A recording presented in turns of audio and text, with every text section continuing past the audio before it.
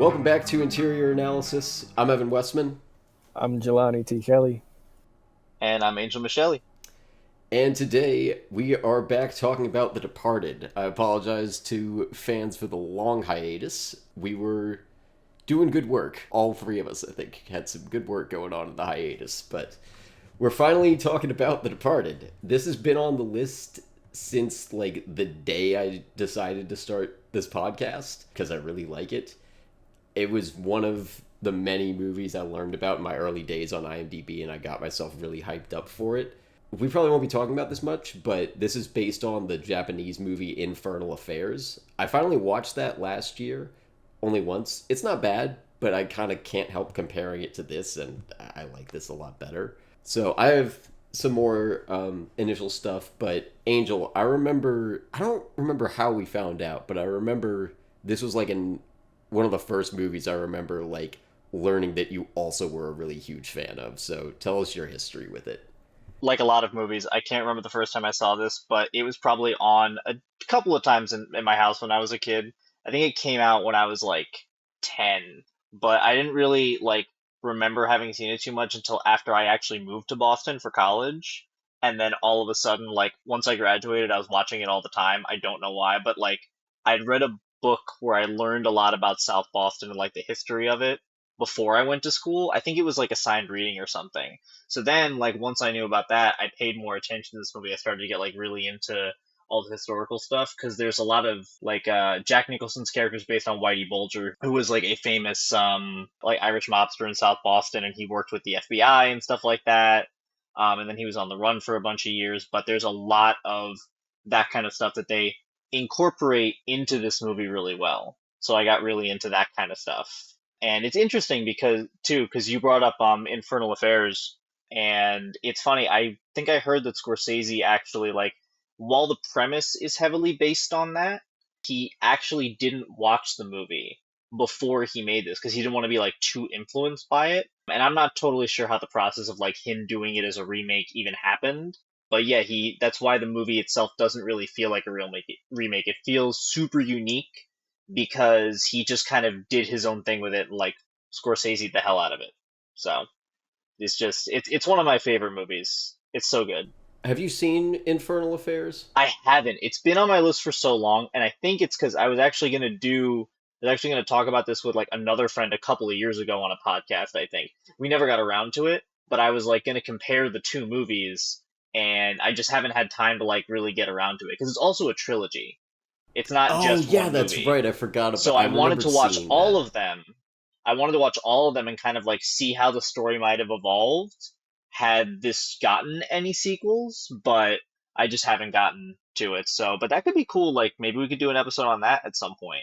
Yeah, I don't remember it being like when I watched it. It didn't jump out to me as one that I would really want to do as an episode. Like again, because I think I was largely just comparing it to this. Like if you know, I think you're gonna have a similar experience with like you kind of can't help seeing like the parallels, but they don't feel like stylistically they feel very different. All the characters, like their personalities are totally different.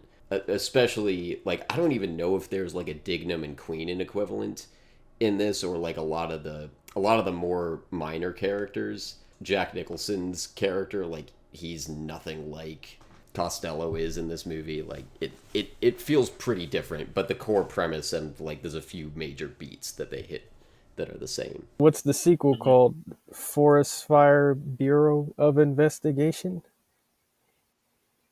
I mean, if they wanted to go full Knives Out, well, that's not really full Knives Out. That's like us riffing on Knives Out. Nah, because Infernal Affairs.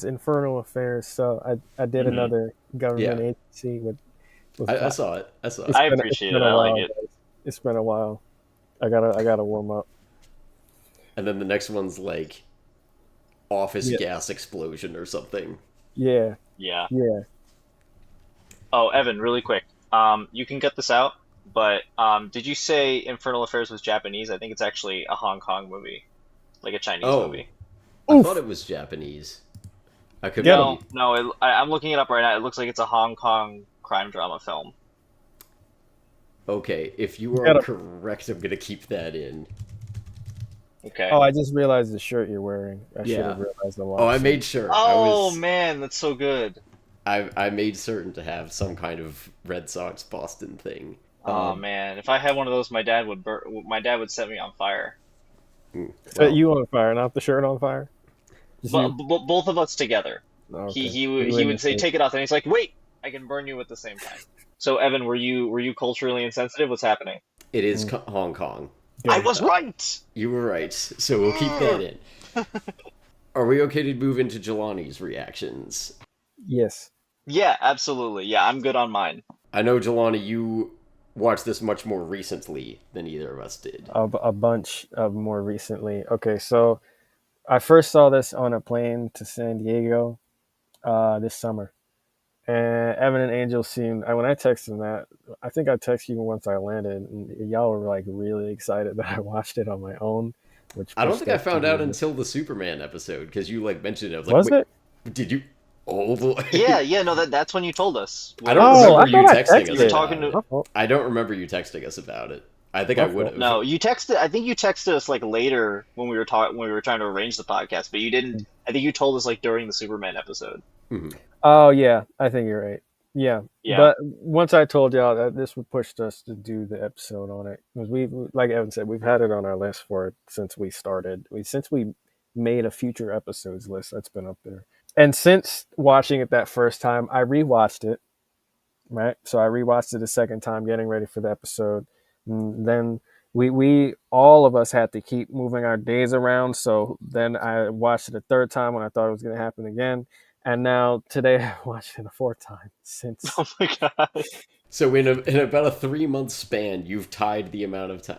Let me check. Yeah. I'm checking my letterbox. I think I've maybe only seen this 5 times total. Um, I've but probably you've Yeah. seen it at tied. least 10, but like 2 or 3 of them were this year. Okay, no, it's 5. Since 2016, I've seen this 5 times, and since July of this year, you've seen it 4. So Yeah. So I've it's fresh on the mind. So outside of that, I knew part of the ending going in because I think I watched. It's always a Watch Mojo video that some of those memories, some of those top tens from those they stick with me for whatever reason. So I remember watching a Watch Mojo video on this years ago when I was watching them. That spoiled it for me. It might have been like a top 10 biggest twists in movies or something like that. But I knew Billy would die going into this. Actually, no, I couldn't remember whether it was this or Shutter Island because I was like, both of those are like Leo's a lead, right? So I forget Mhm. whether it was this or I didn't know anything about either going in. So I just knew Leo died at the end of one of these movies. Also, we gotta stop watching movies where Leo dies at the end. The last one was Titanic. Oh Anyway, shit, Django yeah. Django Unchained is next. So so there's at least it's enjoyable when he dies in that one. Oh yeah. Like you want to see that DiCaprio character die. yeah.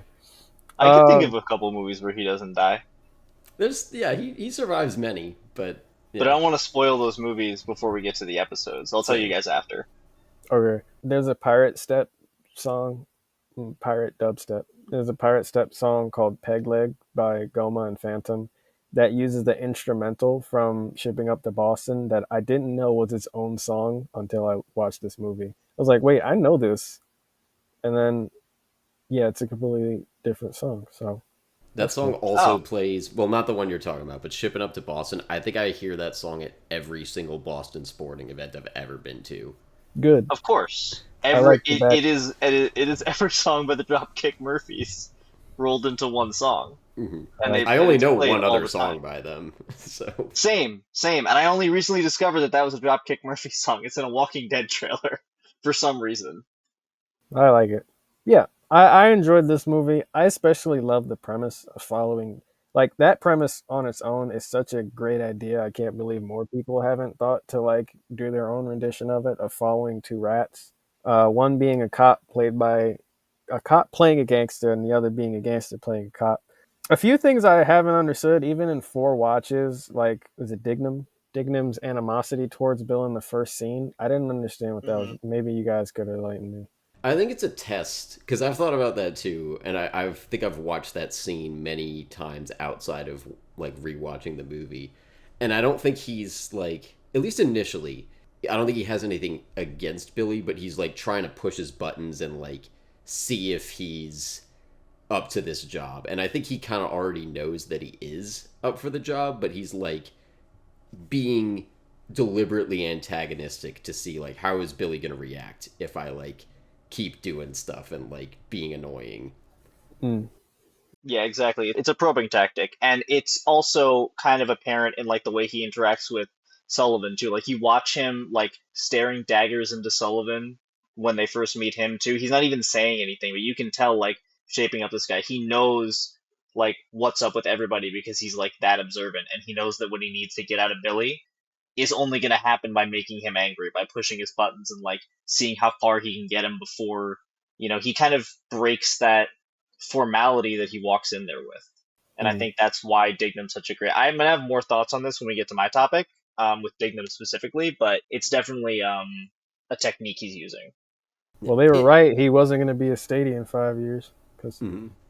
he Yeah, got clapped. I will say I don't know why Dignam's like more antagonistic to him in like the couple of later scenes they have, like when they're checking Oh in on him. yeah, Like in that case, I think he really is just being an asshole, and like I there's think it's not. just Dignam's personality. I it's think it funny. is. It's such a great character trait for him because he's also the most honest about everything too. Like he's not using kid gloves with anybody, and he's like this all the time. I think the fact that like he is always pushing Billy in a weird way is like showing that he's trusting him too in a way. I don't know. Maybe I'm wrong, but No, I kind of see you there. I feel like he's kind of like it's like when a coach is like, I'm not gonna bother criticizing the kid that I don't see any potential in. I'm gonna like go in on the one that I like want to see more from and like know they can't. It's almost like Fletcher from Or like Whiplash in a Fletcher, way. yeah, yeah. I can Whiplash almost see you mentioned. gearing up saying hmm it. Whiplash yeah, no. mentioned. Yeah, which would also kind of explain because his antagonism towards Sullivan in the later scenes where they interact is very different. Like he's Hmm. not pushing Sullivan to do better like he is with Billy. He's actually fighting with Sullivan because he hates Sullivan because he knows something is off with him even if he can't quite put his finger on it. Like I don't think he gets that he's the rat until like way later. But you could definitely tell like that's actual animosity. Whereas with Leo, I think it's just more, he's pushing him. Yeah. Sidebar, best Mark Wahlberg performance of all Yes. time. At So the end good. of the episode, if we have time, I will also tell, because this is the first time I've done a Mark Wahlberg movie, I will tell the story of when I met Mark Wahlberg. I think The Happening and The Last Night are up there as well.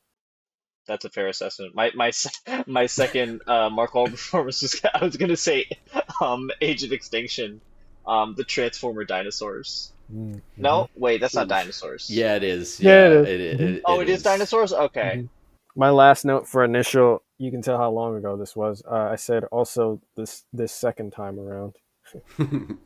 Uh, I didn't know the guy that Colin was sparsely speaking to was the second Costello rat.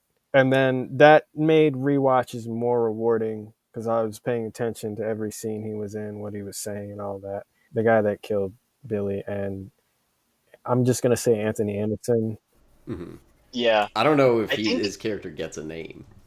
I think Yeah, his name is listed as Officer Brown. I think that's his name. That is, yes. I think now that you're saying that, Leo does say it. I don't think they say it in the. Oh no, they do.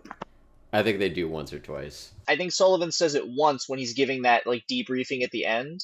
We don't learn his name before that. There's a lot of characters that like they don't really say their names out loud very often, so like I just call them by their actor's name. Well, I know there's yeah. a deleted scene with him where he's interrogating someone. He's like, "Oh, you ate the whole plate. The whole plate."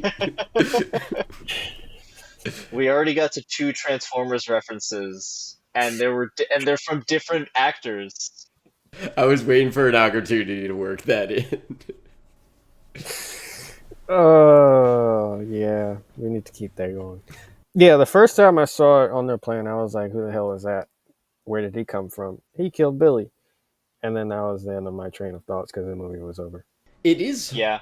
easy to miss. I don't think I picked up on that the first couple of times seeing it. Definitely not the first one. Yeah. When you see it though, knowing who's who throughout the movie, it makes rewatches so much better. Because like Mhm. I rewatch and that guy's name is Barrigan. So I'm looking at Barrigan the whole time. I'm like every scene he's in and like sort of looking for little hints. And there's a lot of little hints just in like his facial expressions, just in the way he interacts with Sullivan and Sullivan being such a douche, but like him just kind of being like, okay, man, this whatever. I've heard takes where it's like he's clearly more of a team player because he's working for the operation, whereas Sullivan's just working for Mhm. himself. So it's interesting to think about it from that perspective. Like he's just watching this idiot just like try his hardest to get to the top, and he's actually the one being effective because nobody figured out it was him until he Mhm. revealed himself.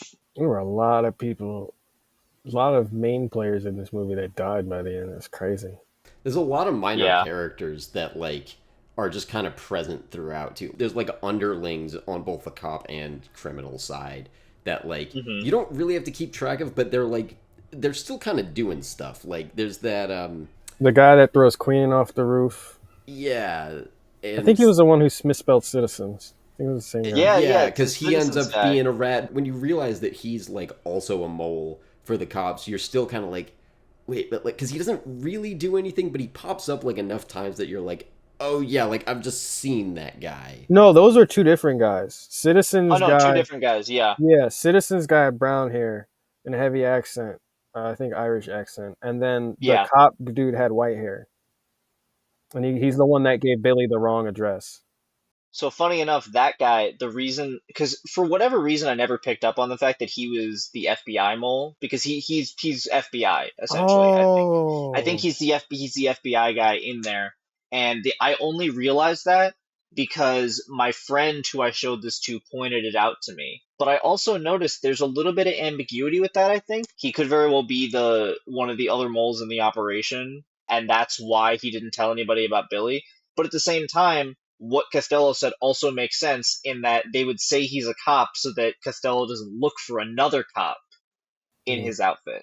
Hmm. So I'm willing to bet that he probably is a mole, but they're also using him to cover Billy a little bit until Mhm. like they can kind of figure it out because they also don't know where the mole is now because at that point Queenan is dead and Dignam's gone.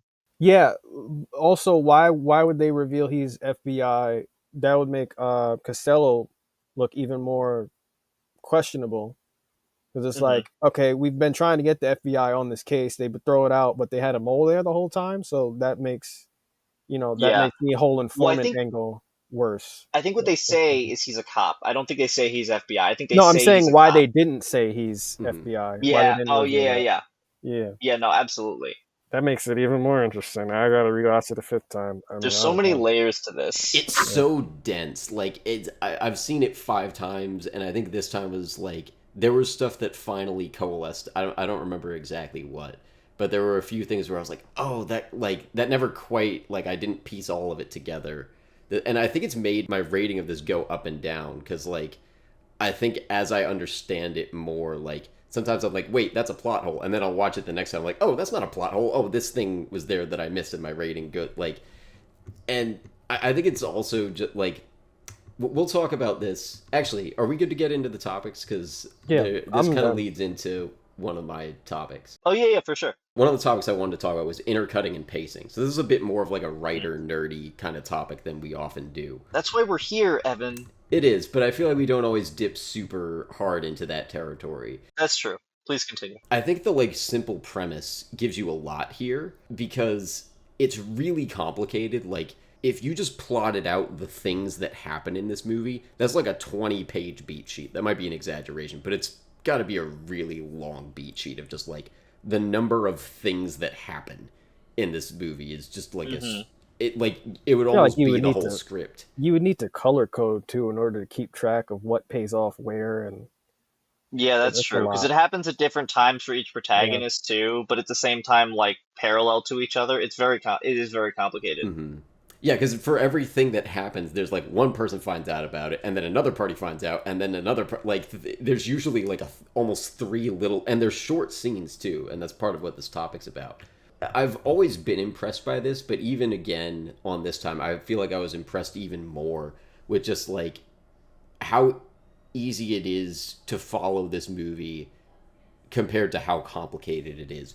And part of that is seeing it 5 times, because I know I didn't follow it super well the first time around, but I think you follow it enough still to, like, again, the premise is simple. We know who Matt Damon is, we know who Leo is. Like, they set that up well enough that it's just like that can kind of carry you through the rest of it. I'll throw it to you guys. I have a lot of points on this, but why do you guys think this works in terms of being able to follow everything? We'll talk more about the intercutting and pacing, but like, what do you think keeps us grounded because of like just how dense this movie is? I think like what you were saying, like the fact that it's such a on paper like a very simple premise with a very complex execution, I think is what helps it work so well. Like, and so for me, when you're talking about intercutting and pacing, my first thought was that beginning montage, the first like 20 minutes before the title card comes up, where we're getting introduced to the characters. They lay it out very simply. This is the setting that we're in. They lay out the historical context with Jack Nicholson's narration very clearly. They give us an idea of who this villain is, what kind of influence he has, and then they use that to introduce both of the characters in their own way. They introduce Colin because that's going to be important to tie into Frank, but then they show like his parallel cop training experience with Leo. So they show them as like very similar but very different at the same time, and then it kind of branches out from there.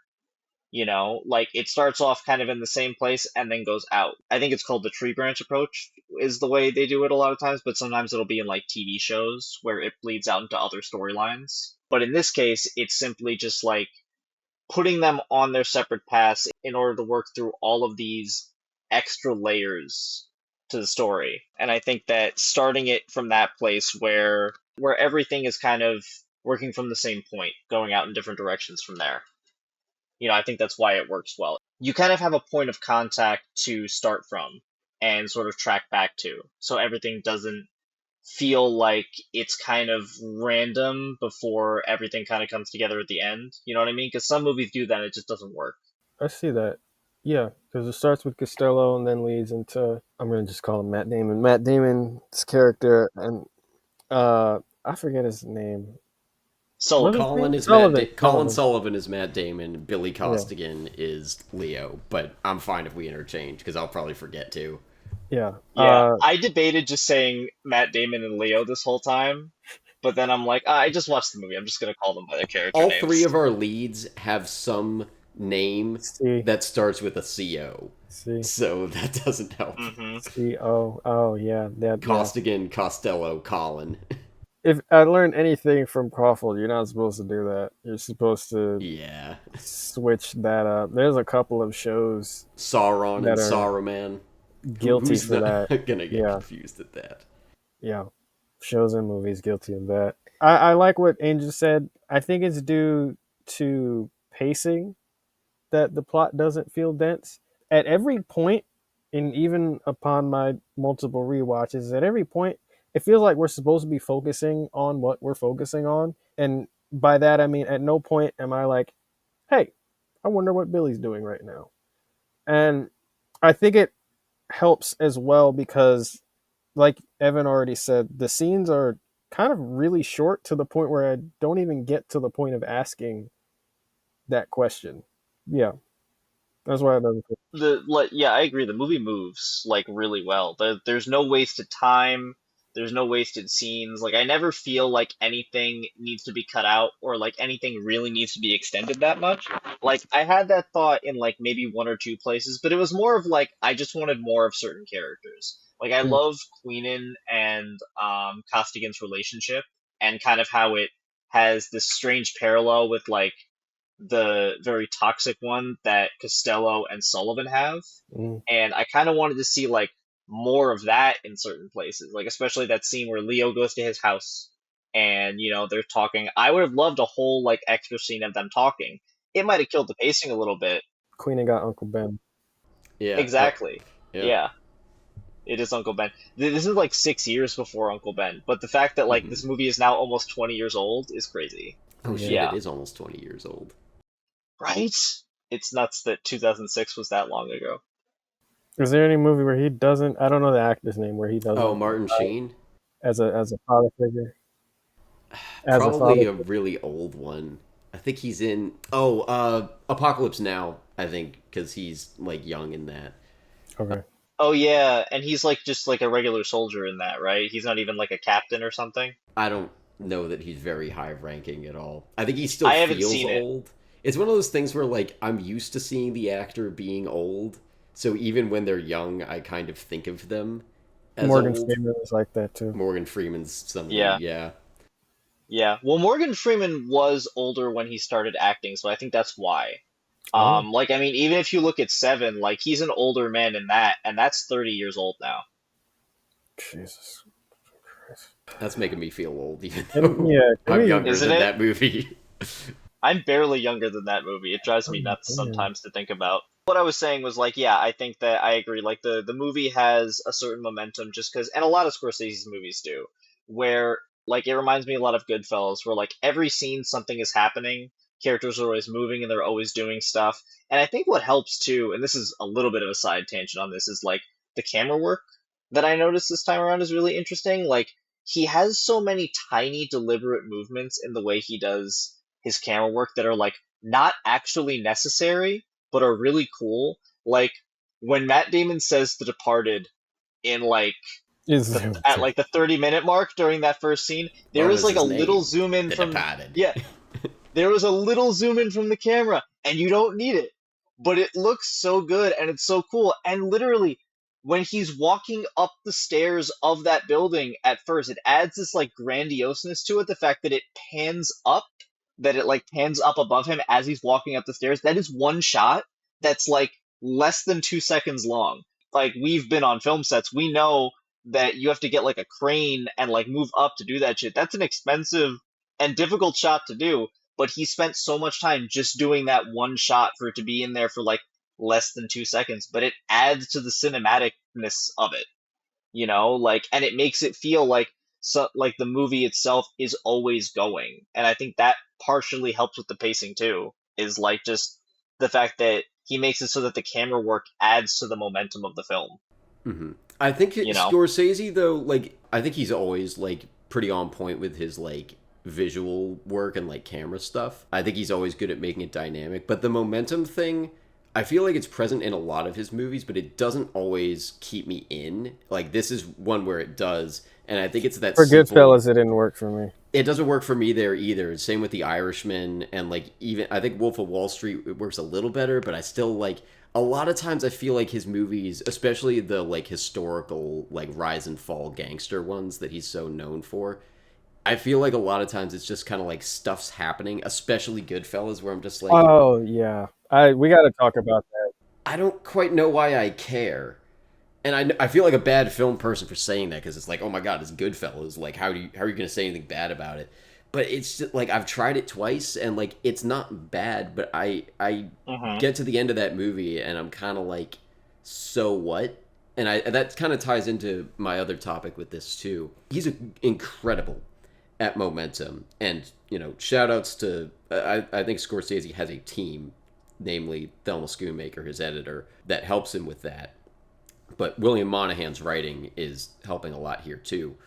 I think there's just more of a like clear hook with this movie that like allows you, because you can be lost at a few points, but like you're never too lost to be like, why are we here? You always kind of know why you're here because you have Billy on the one side, Colin on the other, and you know who's on which side the whole time. You're never lost on Hmm. like which room are we in? Okay, we're in a cop room or we're in a criminal room. Like you're never lost to that point, which I think he doesn't quite have that sort of simplicity anchoring you in a lot of his other stuff. Yeah. And you know what I just realized? You know what I think helps with this is like a lot of movies like this can get bogged down and like they'll add like a mystery element to it. Like they're trying to figure out like, oh, who the other moles are, or what's the bad guy planning, and that'll kind of be the premise.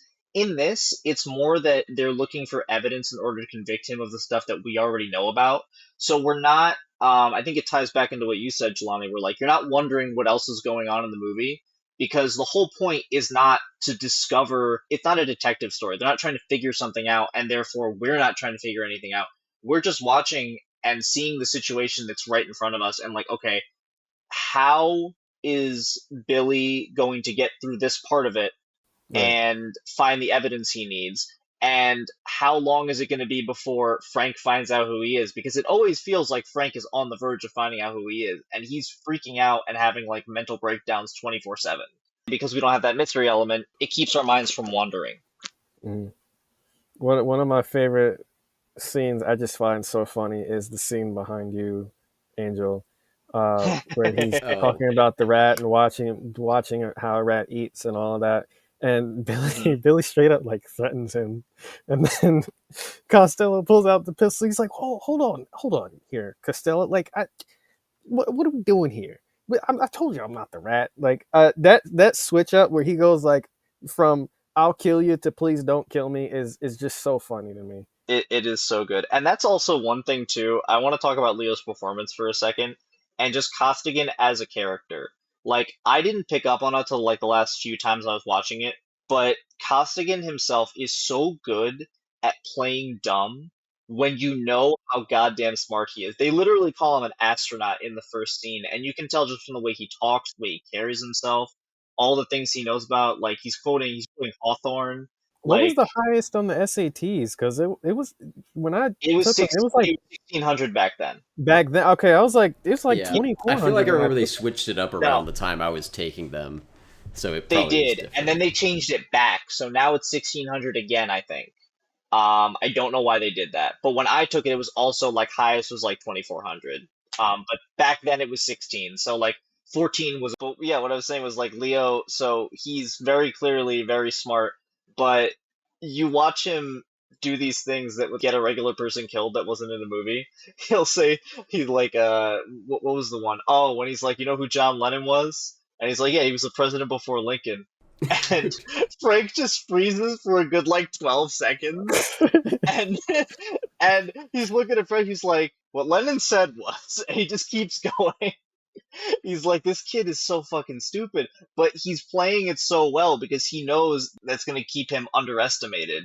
And then I think that later on, he knows that like pushing back against Costello is somehow what's keeping him alive and what is creating this weird, like, almost fatherly bond between the two of them. Like, I think that's the reason that he likes and trusts Billy way more than Colin, which is very evident by the end of the film, Mm. because Billy actually pushes back against him, and Colin is basically just sitting there like wanting his approval all the time, you Well, know. And I Colin think it also. We'll get into this in my other topic, but like, does yeah, Colin have any skills? He seems like he's kind of just a yes man. Like, he kind of is. That was exactly what I was thinking this time. Is like he's a yes man. He's just doing whatever, and he's trying so hard to like do things, but not actually doing anything useful. I'll get to it because I want to talk about the contrast between them. But like, I Same. agree with your Yeah. points basically. Who Yeah. was? I'm sorry. Who was Billy talking about? Because James Buchanan Jr. was the 15th president. Yeah. Oh, That's not even close. Like, is it? At first, I thought it was like maybe because it's about Vladimir Lenin. he's either joking or he's playing dumb. I thought he was joking. You can't be that dumb, man. I No, mean, it's weird. Sometimes when this time when I watched it, it actually sounded more like he was joking. But a few times when I've seen it, I'm like, he's playing dumb, right? hmm. I still find it very impressive. Like, I don't think that this is not the best movie to display this concept, but I remember when I learned about the concept of code switching, I thought about DiCaprio in this movie because it was like the best parallel that I knew at the time. Namely, that scene where at the beginning where Wahlberg's talking to him about like dropping his Yes. R's and like being kind of like a double kid. I was like, oh, Hmm. yeah. What you are referring to is code switching. This is not the best film to use as an example of it, but yes, that is what Costigan is doing. Mhm. Yeah, and I think, like you've been saying, like it's kind of on display with him the whole time, where like we only really get to see because we don't get to see his like upper class persona so much. A little bit at the beginning, but I don't No, we feel only like it get comes hints at out that him. much. Wait, so he had Yeah, an upper class persona? Well, he kind of Wahlberg kind of like insinuates that he does because he's kind of lived this like cause he's like had split custody where like he lives with his dad in Southie and then lives with like his mom's side of the family who's a little bit better off. It doesn't seem like he comes from a lot of money, but like he at least can pass off as upper class. And again, great casting for Leo, like because he's played both of those kinds of characters where he's been Jack Dawson Hmm. or he's I don't know if he'd been anything super upper class. Well, I guess he'd been the Aviator, which is like upper class, and I feel like he Yeah, plays yeah. like rich guys a lot. Maybe not quite so much in Great by Gatsby, which is 2006. like the rich guy. Yeah, like the richest of rich guys. Jordan Belfort's Yeah. another richest of rich dudes. Yeah, and Jordan Belfort's one of those ones too. He went from like lower class to upper class over the course. So it's kind of like the whole range of Leo's, acting, which is kind of interesting, like to watch that transformation. But yeah, actually too, I was thinking about that too, like because I was wondering like a few watches ago, like why we see so much of Colin's childhood and not Billy's. And I think I realized that like the reason it works fine here is because we need to see Frank's influence over Colin as a kid to understand why he has so much influence over Colin as an adult, and also to kind of begin to understand Frank's character.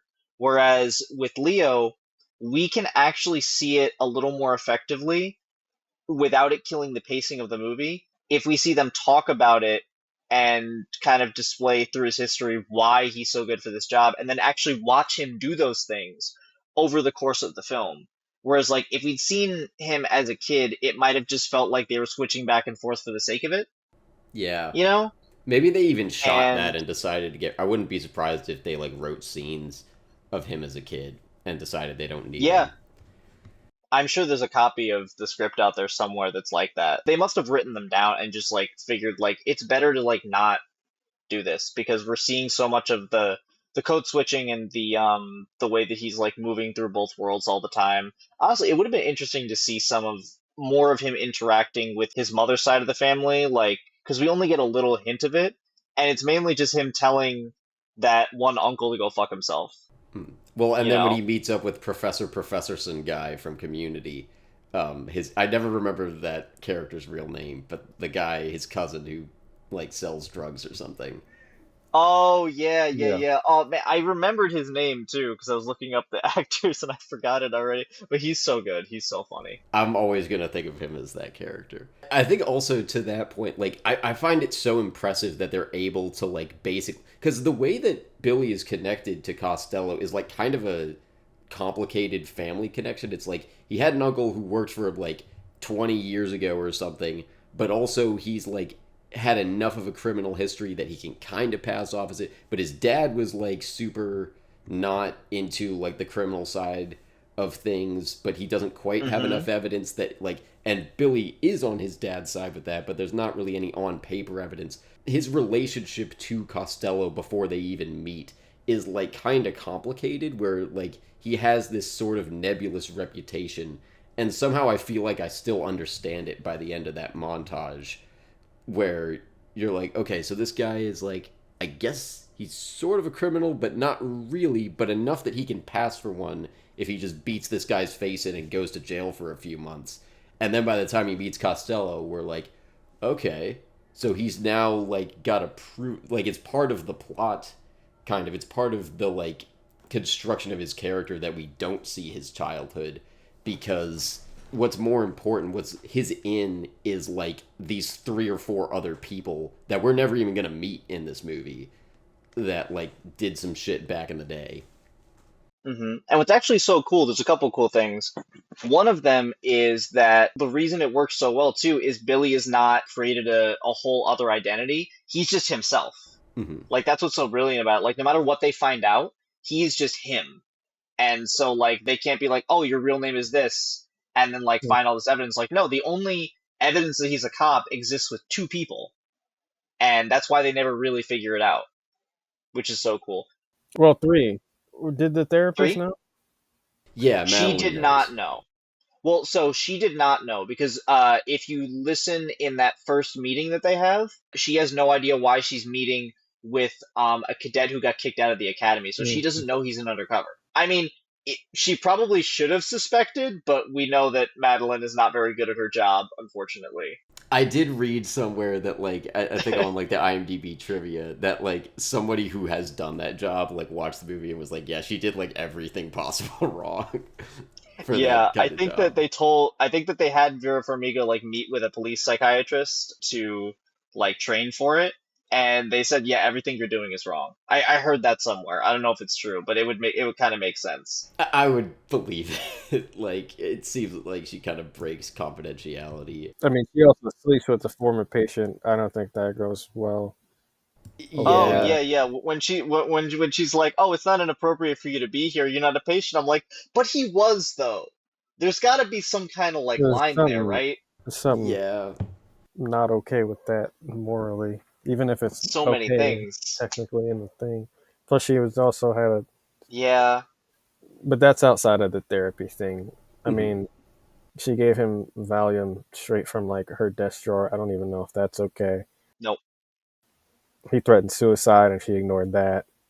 And then Uh, she gave him more drugs. right.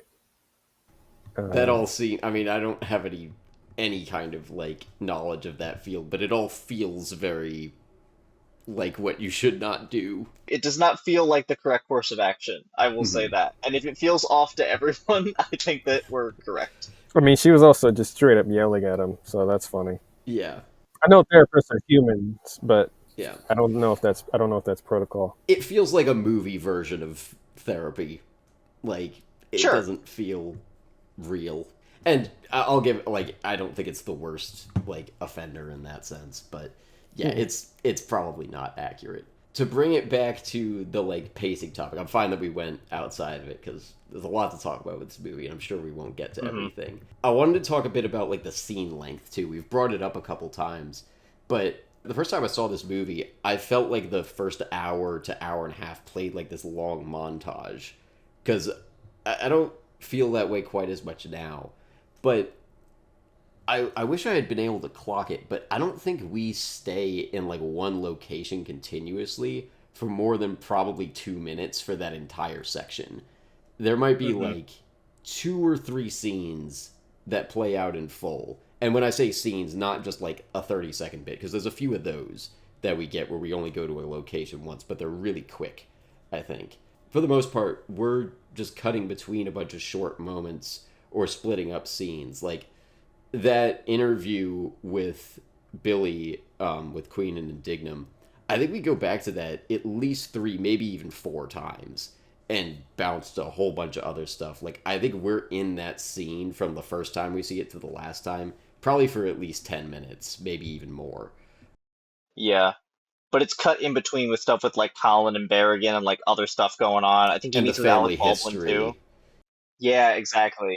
Despite all of that, like it's actually very non-linear. I realized this time we go out of order all the time, but it never feels non-linear. Like I'm never confused Hmm. about causality, even though we're breaking continuity a lot of times. I'm like, oh, I think I know the order that these things happened in still, and I just find it so impressive because like I think you would need to have some intention with this at the writing stage, but I bet a lot of it they worked with in post and like just decided, okay, this scene goes better here, and like you can feel like I think it's a very intuitive thing. It's not a thing where you could be like, okay, now the audience knows this, now they know that. I think there's a bit of that, but a lot of it, I feel like this movie almost raises the question when you look at it of like what counts as a scene, because sometimes you hear a scene defined as like you're in one location and then when you move to another one that's a new scene, like Right. especially when you're in production they'll call it that. And then you could have the thing where like you're on a DVD menu and you have the scene selection thing, like that can kind of feel like a scene. Sometimes people call that like a sequence, or in a script it could be like, all right, there's like the beginning of this conversation to the end when we jump in time, that can be a scene. And I feel like this is playing with like all of those definitions in this way where like I feel like the first scene of this movie is from the beginning till like 20 minutes in when they show the title. It's like this long run on sentence where you're like, never quite ready to take a breath, and then boom, show the title, Dropkick Murphys come in. It's like, there's the period at the end of the sentence. And the sentences, I feel like, are really long.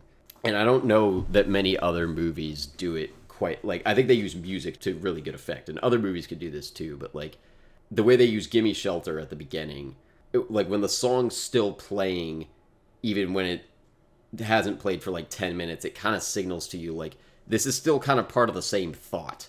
Like, we're not quite done here. And they do it again with Comfortably Numb in the middle, where they, like, play that song early on, and then they play it again, like, 5 minutes later, and then again 5 minutes after that. It's like, this is all kind of in one paragraph. I think other movies do this to a lesser degree, but this is just, like, especially in that first 90 minutes, scenes flow together so seamlessly that when you want to define a scene, it could be, like, down to something as quick as 20 seconds, or it could be as long as 20 minutes.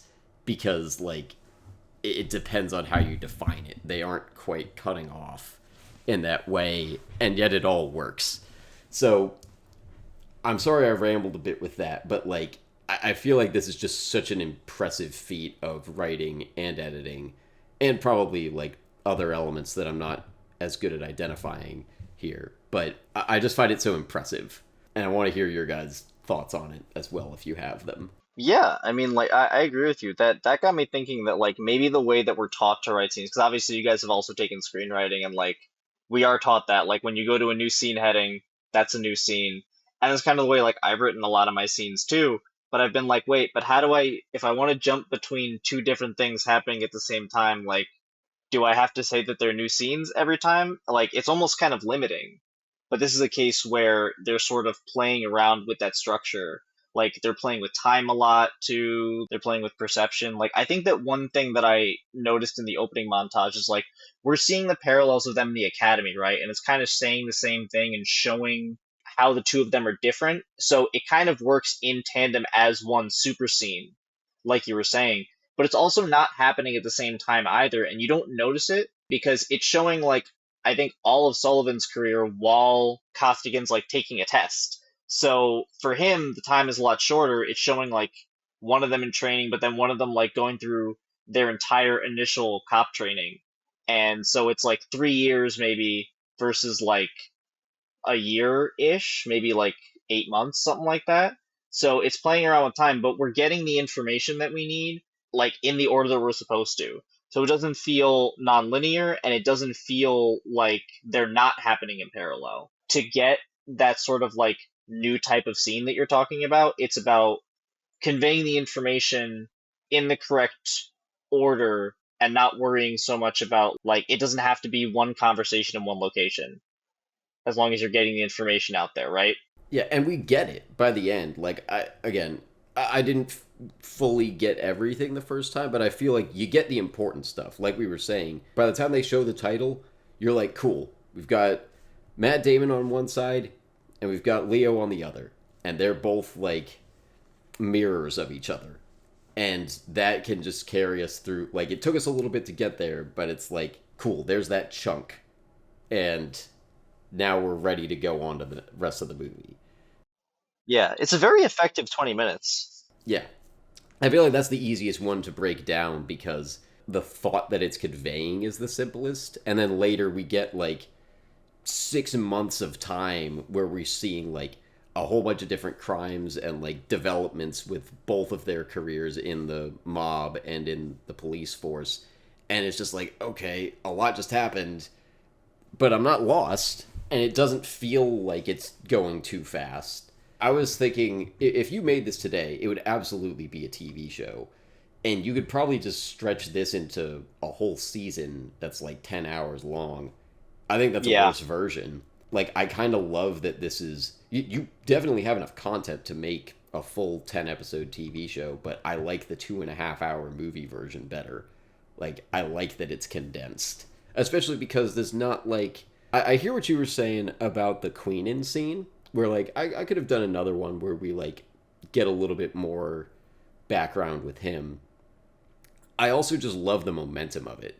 so much. Where like Yeah, most of the time, I don't feel like I need that. Jelani, you were kind of saying before, like, yeah, now it's time for us to be with Billy. I'm never wondering like, well, what's this person gonna think about it? Because it pretty much tells you that every time you need to know it. And I don't think we're ever like away from a character long enough that I forget about them. Hmm. At least not somebody significant. Yeah, I don't think the scene splitting is that pertinent. As like I agree with what Angel said. As long as just all the information is there that we need within a certain chunk, I don't think it makes or breaks a movie like this, at least. it also doesn't feel non-linear for the sake of being non-linear. I feel like there are definitely movies like that. I can't think of one at the off the top of my head because I'm fully locked in with Man of this movie at the Steel moment, honestly. as one that we talked Oh, about. Man of Steel. No, Man of Steel is a good example. Like it doesn't need to be non-linear, but it is. Like, and that's fine, but it definitely can make it a little bit more confusing. This feels like the chaos is still allowed to make sense, and it's not jumping around in time to like I said, add an element of mystery or keep us engaged. Like the hook is the characters and the premise, and mainly it's the characters and their relationships and like seeing the parallels of the two of them and how their lives are going in like the same but also in completely different directions. Like Scorsese knows he has a hook, and he's just allowed to play with the rest of it how he wants because it's such an effective hook. Hmm. If we're good on that, I want to jump into the next topic, which is the power of contrast. And we've talked about this a decent amount already Hmm. with like the very simple premise. We've got two people that mirror each other. And I kind of was alluding to this talking about Scorsese's other work, like especially Goodfellas and like anything that kind of is Goodfellas in a different setting that he's done. I tend to get to the end of those movies and be like, okay, but so what? And there's a version of this movie that I could feel that way about, but I don't. And I think it's mostly because of the way that they're showing these two characters in parallel with each other. We were bringing it up before with the opening 20 minutes. We see the contrast between them, even though on paper they're kind of just like opposite sides of the same coin. I have some like more detailed points to go into, but I feel like the main thing that this movie is kind of pointing out is sort of refuting Costello's monologue at the beginning, where he says, like, people told us there are cops and criminals. When you're facing a loaded gun, what's the difference? And I think the movie is kind of showing this is the difference. Like, there's Colin, who looks like a law abiding citizen, but is doing criminal things, and then Billy, who is on paper a criminal doing like the work of law enforcement. And my own like views on law enforcement like sort of contradict with this, but I like the way that this movie presents it. Even if both of these institutions are flawed, you can still have individuals like Dignam and Queenan and Billy who are like making sacrifices and actually trying to serve justice and fight corruption. And I feel like the contrast is kind of where that theme is expressed. Like, I don't get to the end of the movie being like, oh, I see the message here. Like, you kind of just feel it as you watch it. So I have more points to go into, but how did you guys feel about it? Yeah, so I mean, obviously we have talked a lot about like the differences between the two characters and like contrasting the two of them, seeing their kind of parallel journeys. One thing I do actually like thinking about though is like really interesting similarities that I noticed between the characters, like as I was analyzing this, and I think that's kind of part of the point they're making. So like both are definitely incredibly smart. Like they show early on that both of them are very like book smart. They read a lot. They're very good in like school and things like that. And Costello even says like he was the same way. He was very good in school. They call that a paradox. Both of these characters are also without father figures, which has a different effect on each of them growing up that I think is very interesting, and that's kind of where the contrast comes in. So they don't go into it explicitly when Billy's father dies, but it seems like he did grow up with his father at least a little bit over the course of his life, whereas Colin seems to have lost his dad from a young age. So Colin's like looking for a father figure right away, which is why Frank sort of is able to take advantage of that and sort of manipulate him into, becoming his inside man in the police department. Whereas like Leo kind of wasn't exactly looking for that early on, and so he kind of grows up trying to kind of figure out where he fits, and he joins the police because, he wants to have justice and do the right thing. So that's like a very interesting way that like they had very similar setups in some ways, but their differences become very clear sort of in how they approach that. You also see it a lot in like the different ways that they handle their relationships. Like Leo seems to put a lot more effort into like understanding Madeline, whereas Colin very clearly doesn't do that, just in no way whatsoever. He's kind of like emotionally abusive in a lot of ways, kind of like how Frank is to him. And, he's very dismissive of her feelings while also still giving her compliments, like keeping her around, but not letting her get too close either, if that makes sense. There's a reason why, like, Billy himself is, I guess, a more, like, thoughtful and engaging person in general, but he just feels so much more isolated because of his circumstances. Seeing how the different characters interact with the other people in their life is interesting, because you also get that similarity of the two of them. Like, I don't know if you guys noticed this, but they're both very isolated. Like, you never actually see them really hanging out with their friends. It's a lot more apparent with Billy, because he's kind of always alone and kind of always looking at other people, wanting to interact and not really knowing how. Whereas Colin on the outside is very like clean cut. He seems very much like he's very good at these social interaction things, but he's also kind of like never really with anybody. Even when he's with Berrigan, like they're kind of having a very like passive friendship, in that like they're just kind of there and they're joking around a little bit. But we know, especially with the context of the end of the movie, that Berrigan probably thinks he's kind of an asshole, and they're just kind of hanging out because, they were in the academy together and they're both cops and they become partners and stuff like that. And Sullivan is like good at playing the political game of it. So him and Alec Baldwin have a lot of like really good interactions in the movie together, and he's able to move up. But it's because he knows how to be like charming and presentable to the people around him.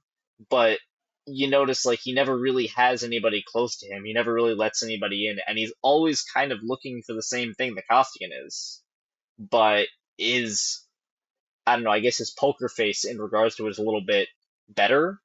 He's able to hide it more, and so he appears more well adjusted than he actually is. So I thought that was interesting. There's also, and y'all feel free to point, I only gave one example, but feel free to point out more. I think Evan mentioned earlier the difference between the father figures as contrast and the two handlers, Billy and Colin's handlers. Frank isn't seen with Colin in any sort of caring light. Just think of any scene they have together. I don't even think you can count the first scene when he was a kid, when he introduced them then. Billy, on the other hand, is when it came to Queenan, the one scene we got outside of any other character where it's just them, Queenan's offering him a plate of food at his house. Like, so there's contrast there as well. I wonder if there's other dual contrasts between other characters on either side of this.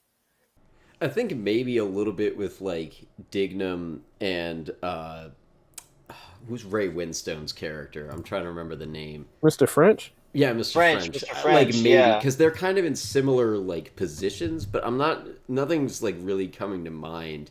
Well, I right guess, hand for the handler. Well, they're right hands. They're both very aggressive toward whichever character they're interacting with. Like, I see what you're saying. I never thought about that before. they're sort of the one that like has to come in and be the bad guy in both. Like Queening gets to kind of be. It's almost a good cop bad cop thing where Queening gets to be the nice guy, and then Dignam's the.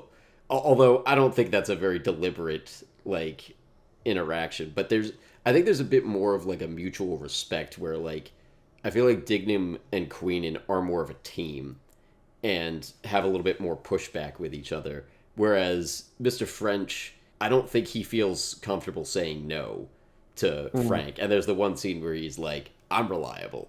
Like, remember, I'm the best one." Like he kind of Yeah. sees himself as like the number one henchman, and Mm. that's where he takes his like it's because of who he knows. It's definitely a less equal relationship. Yeah, he's never calling his own shots. Hmm. And I don't know if that Yeah, was which deliberate, but at the very least, I think like they've just built out these characters and this world well enough that like you could read into a relationship or characters like that, which is cool, even if there's not like direct intention there. yeah, and I don't think there needs to be either. I don't think every bit of this contrast even needs to be deliberate. I'm sure some of it was like subconscious in the way that they wrote it, because they're also kind of filling in roles that you would see in other cop movies and TV shows. Like obviously you've got the boss, you've got the right hand, and then you've got like the main character who's kind of working for both of them in a way. It's just there's two sides to it. And because there's two sides to it, we're using the characters as like the lens, and so they're part of the world that they're interacting with is kind of built out from them. And I think that's why it works well. So like French doesn't need to be as close or as deliberately interacting with Billy as like Dignam does with Billy. Their technical positions in their lives are different. Like Dignam has to interact with him. French doesn't have to do anything with Billy unless Billy fucks up, which is kind of when they interact. So I think it works well for that reason too. Like it doesn't need to be a 1-to-1. Or if he drinks more cranberry juice. What is it? I'm not I, gonna repeat it. Don't I say think of it. it every single But time I drink a cranberry juice. I'm like, oh, guess it must be that time of the month for me. I think what's so funny about that scene is you have that moment where Leo's like, okay, and then he just grabs the glass out of nowhere and beats the crap out of that guy. It's such a good acting moment from Mm. DiCaprio. It so is. He's so good. Because I feel like you could see the layer, like, beneath his, like, tough guy look, you could kind of see the, like, I don't want to do this, but shit, I guess it's a good time to, like, go off a little bit and be a bad guy. It's so good. You know what I do love too, and I might this is something that's really interesting with like we talk about how Colin's like a yes man.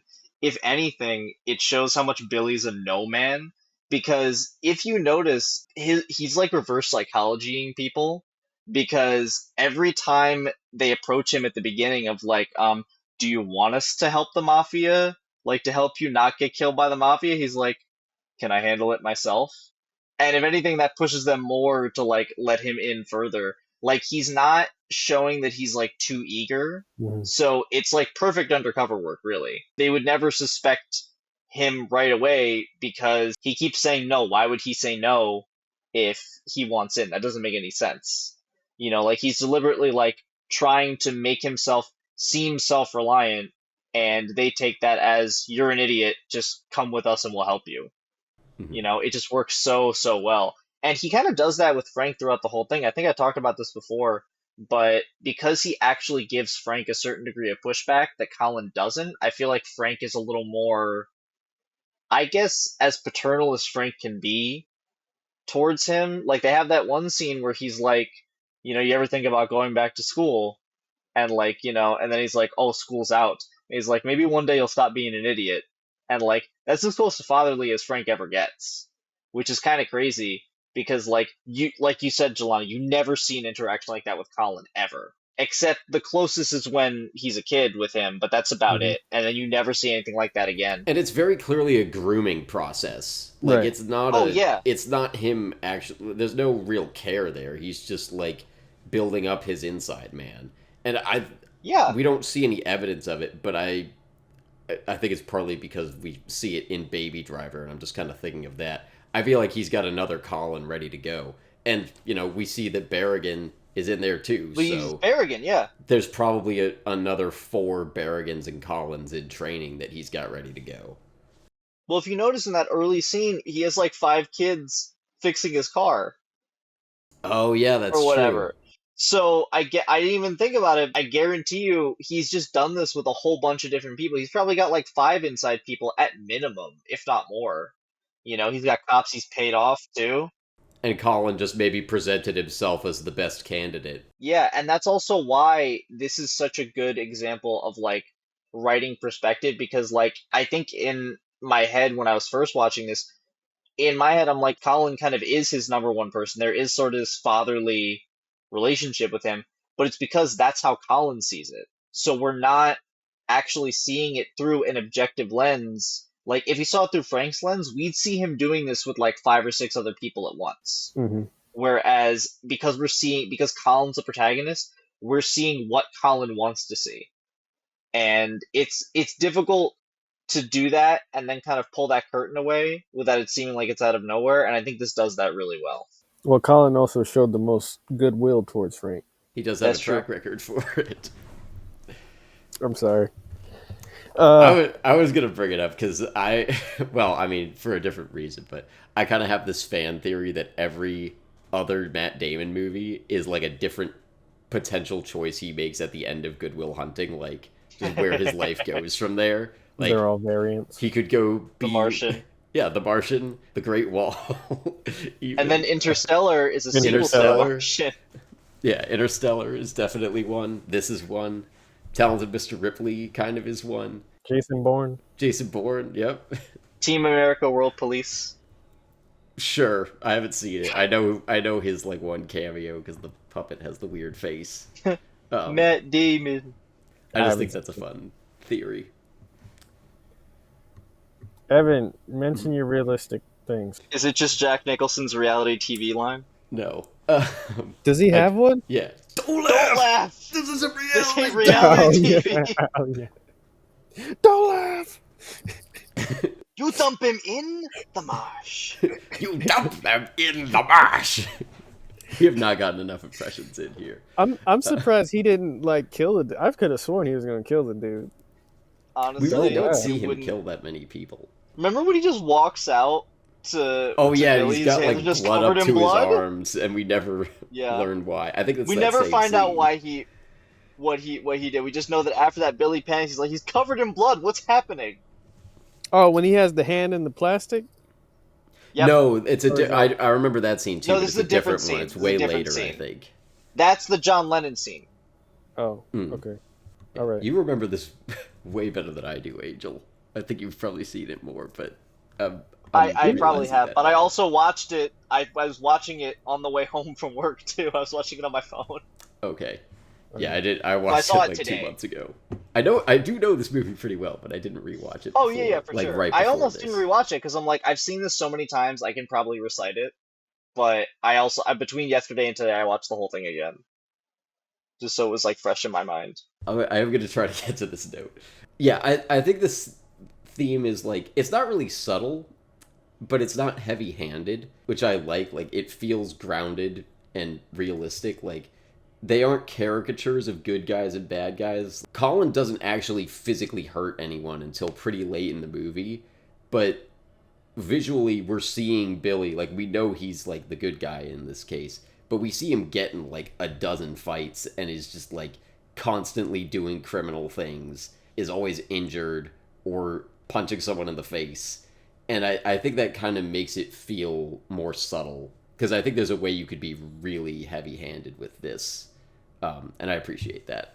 Yeah, the portrayals of Billy and Colin feel realistic. I believe they're also morally gray. Billy is mentally tortured by the things he has to do, obviously, other than beating people up, but that's way different than like getting a life taken before your eyes. But he sticks to what the job is. He never folds and decides, screw the police, I'm with Frank now, which is something I feel like another movie would have done. I don't know where was it. Fast and Furious? Maybe that's what it was. Yeah, Did you and or guys- Point Break, kind of. Okay, I haven't seen Point Break, but I'm like, They're some the other same movies movie. I've seen have definitely. Point Break is the same as Fast and Furious. The first Do they- one, yeah. Do they race cars in Point Break? I don't think so. No, it's like but other everything else extreme is the sports, same. I think. It's I know- surfing and like skydiving. Yeah, I know from Hot Fuzz that at one point, Keanu Reeves screams and shoots a gun into the air. It's a gun, and yeah, it's Keanu yeah. Reeves. Have you ever Okay, shot I a was gun in the wondering air how I and knew go, that. No, I've never shot my gun in the air and gone, ah. But he's also, he's not all good because he's sleeping with a woman. What was her name? Madeline, his Mhm. former therapist, Yeah. who also has admitted to being in a serious relationship with her boyfriend. So he's not all good. Colin, You guys said he's a yes man, and I agree with that. But I wrote this note already, so I'm going to read it. Colin looks out for Frank, protects his own skin, lies to his girlfriend, but seems to care about her. You guys open my eyes. I don't think he cares that much. He's more of a like flirt than anything. Like it's very surface level, even when she's moving in.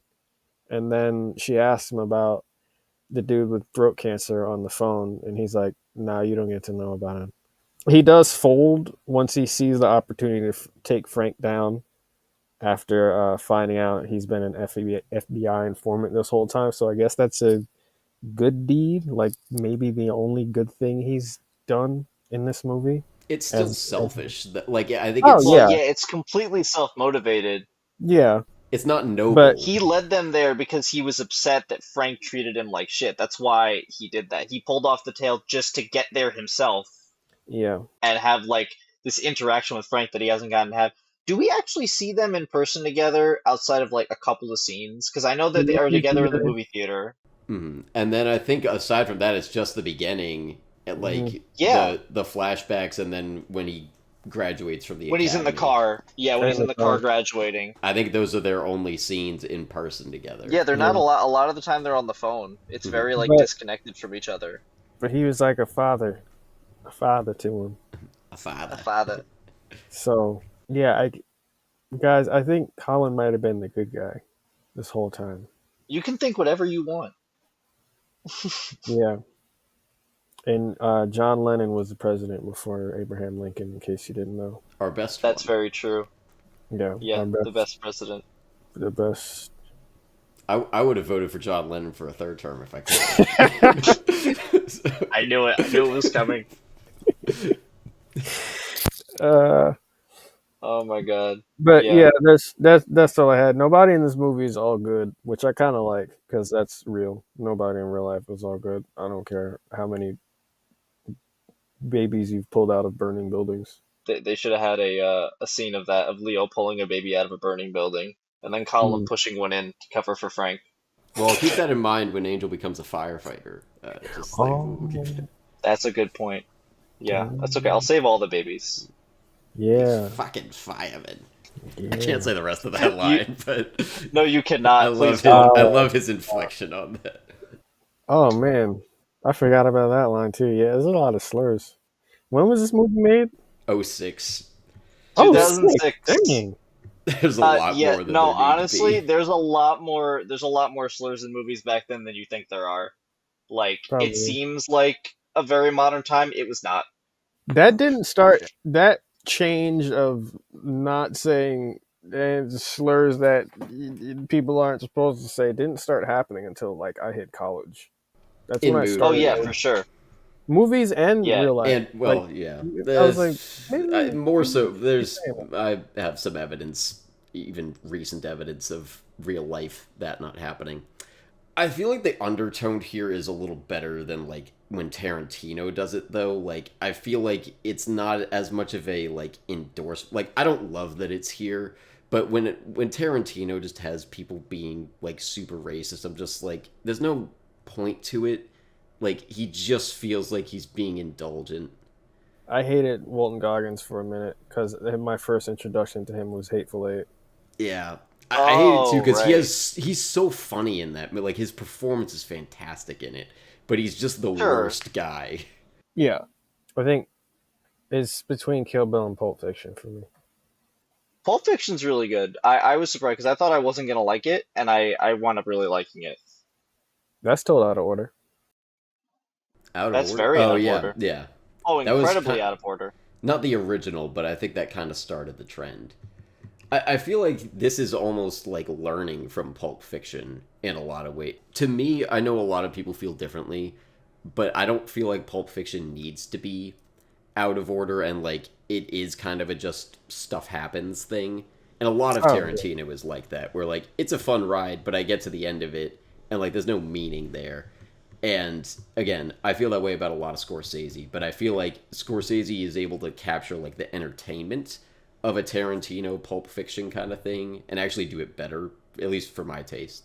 But we got the John Travolta meme. We got a lot of memes out of Pulp Fiction, Evan. It is a bit more So many. memeable. Um, And it has Sam Jackson with his fantastic line deliveries. So Oh my God. Just that scene in the apartment. that's As a the one young, thing that I would could watch make, that scene yeah, over and over again. to just kind of like close it out. It's a cool way to explore theme where like just showing, especially in like that second chapter when they're both established in their roles and are like kind of first doing their like police captain and mobster work, just like having the juxtaposition of Billy's beating a dude's face in, getting his wrist broken, and like burning down an apartment, intercut that with Colin buying like a nice apartment and having fancy dinner with Vera Farmiga. Like, you see it. And even if maybe you're not quite locked in there, you sense it, or you're still like getting the information. And I feel like that's, again, there's like a almost kids movie way to do it where you can like really hammer home that like difference, but I feel like they do it deftly here. I don't think this is a kids movie. No, but I'm saying there's a kids movie like way to do that. I would hope to aspire to like expressing a theme in this way because I think it's a viable. It's not quite one where you come out of it with like a clean answer, but it kind of lets the audience sense it without like needing to be fully locked in, which I think is cool. Hmm. You think this movie is saying something? Like, hey, you think there's like a message like, hey, don't be a rat or something? Like in a part of me Everyone's a says rat. yes, but also No, my name says I'm not a rat. That's true. That's a good point. And I'm just the other guy. Yeah, so my topic that I brought is consequences, and honestly, it mainly concerns like the ending of the film because the ending is when most consequences happen and come to a head. As we know, at the end, everybody dies except for like Mark Wahlberg's Dignam, character. Dignam and Alec Baldwin's character. That's true. oh yeah, That's he true. But survives I too, think I guess. he does survive. Yeah, yeah, but it's like it's like that. It's like, oh yeah, I guess he's also alive, but like, does it matter? It kind And of doesn't. Madeline, she lives. She is also alive, yes, which is kind of good. I don't see a reason for her to die. But that's Like, three out of like a pretty big cast Yeah, named yeah, of named characters. yeah, honestly, like so many people die. How much of Frank's crew dies, honestly? probably Like most of it. a good chunk of them. Like French definitely dies. Does Delahunt, the guy who threw Queen off the roof, does he die? I think so. I feel like He he might also must. die Oh, and the in that shootout at last the end. shootout. I think so. Yeah, and then obviously the mole guy dies. So I Berrigan think that's dies because all of the named ones in his crew. yeah, pretty much. And then like so many other people die too. It's crazy. And I remember like getting to the end and not expecting, I mean, obviously the first shocking death is Leo. He just gets shot in the head out of nowhere. Like you don't even see the guy roll up with the gun. His brain just splatters on the elevator and he's just gone. And you're like, "Oh, wait, what?" He And then didn't even yeah. have a second to look at him. I don't even think he was No, looking at the elevator doors before he turned and no, he didn't. He did get a really cool last line though, which was "I am killing you." That's a really good line. So he got to have a one-liner before he got shot. That's kind of the whole point of the movie, I think. Like the themes of the movie are really about how like these double lives that they're leading are too volatile and dangerous to really be sustainable. So in the end, whether they're the good guy or the bad guy, everything kind of comes back to bite them. So it's like you were talking about before, Jelani, how like Colin is definitely like the bad guy. He's definitely the one that is like he's literally an undercover evil guy working within the police. So him dying at the very end would like kind of make sense and be like the wholly satisfying ending. But at the same time, like Leo also has to sort of live between two lives, not really having any sense of self to hold on to. Because this kind of thing also like destroys your identity. He says by the end too, "I want my identity back." Like being a cop isn't an identity. Being undercover and a mole is also not an identity. Like it's destroyed who he is kind of as a person. So all he really has at the end of it is like, he's gone. This whole thing is not sustainable. You see it in like the way their relationships are too. All of his relationships are in some way destroyed, whether it's by like Queen and dying, or Dingnam disappearing, or Madeline like not really being able to be in a relationship with either of these people because in some way they're both lying to her and lying to themselves, and she has to lie to somebody all the time. So like nobody can catch a break, and it's kind of crazy. And by the end, like the whole point of everyone dying is like it catches up with everybody. The only one that doesn't catch up with is Dignam. And it's because even though Dignam is sort of the one running the undercover operation, he's also the only one that's ever open and honest about his intentions with everybody. He never holds back, he never sugarcoats anything. He's always like prodding you and trying to like get at the truth no matter what. And in the end, he's the one that sort of comes out on top because he's the only one that was never pretending. And I think that's just like a really cool way to encapsulate the entire theme, I don't think I you would know? have been as nearly satisfied with this movie if Sullivan got away. Like Right? I would not have liked this movie as much if so. I'm so glad Dignam popped one in his head. Like that was the icing on the cake, I guess, from all those deaths. I was just like, please just kill him at least.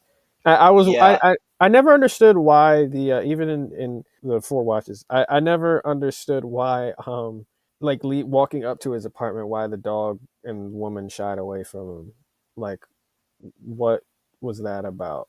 I think that comes down to he's now at a point where he's sort of completely broken. So I think in the same way that like Leo had a lot of trouble connecting with people early in the movie, Colin has now, even if everybody doesn't know that he's a rat, he's sort of been found out. And so I guess in a way, like the whole point is like the dog was able to like sense that something is wrong and off about him. His whole persona is now completely melted away. Like Madeline knows who he is and is done with him forever. She doesn't even talk to him at the funeral or acknowledge him.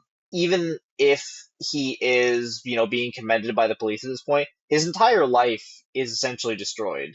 And I think that's kind of what it was meant to symbolize, was like he's, even if he was to survive and Dignam didn't kill him, he as a person is completely done.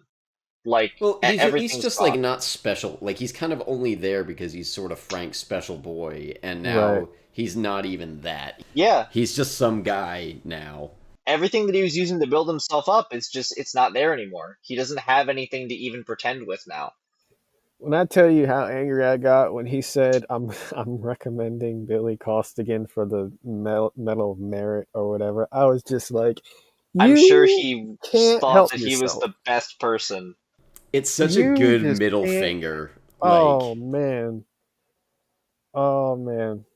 It's just insane. Anyway, I was gonna throw it to you guys too, because that was my main thing, was like, how did you guys feel about the ending? Which now I'm like, Jelani, I think you and I are in agreement that like it was so satisfying that Colin got what was coming At to him. least, yeah. If everybody was At the gonna die, very you least, did had to that. kill him. And holding it till Um, the end was so smart, because we mhm. really did think that he was just gonna get away with everything and everyone else was gonna die.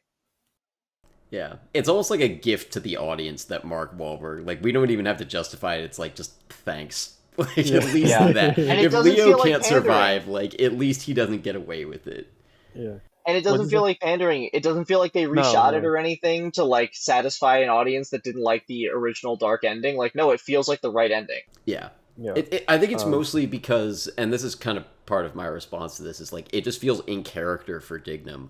Like he wouldn't Hmm. let this go, even if he's not still like allowed in. We don't really know what his status is at that point because he just like gets 2 weeks leave or something. But like he's like the one loose end, and now it's not a loose end. It would be because I think we would be saying if we didn't have that last scene, we'd be sitting here being like, but what about Dick? Like he must have done something, right? He just like what the hell? And we don't have that because they have this ending. Yeah.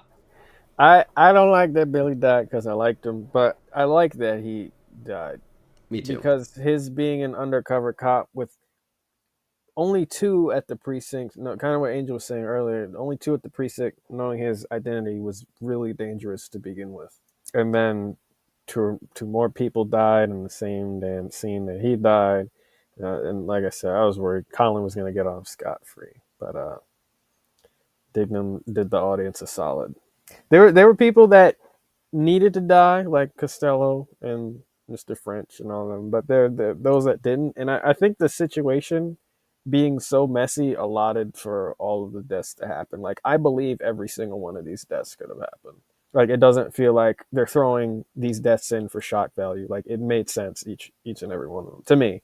I think it all started with Queenan's death and then just went downhill from there. I mean, it wasn't all in the same scene, obviously, but once he died, the snowball started rolling. So yeah, I like that the deaths didn't feel like shock value in this. No, they were all very deliberate. Like they came at the right times too. Mm-hmm. Mhm. Because like once Queen dies, it's just like a barrage of death after that. Like there's just pure chaos. Like nothing is. But it also doesn't need to be like an entirely big grandiose finale the entire time. Like we obviously have like the big warehouse shootout, but it's not.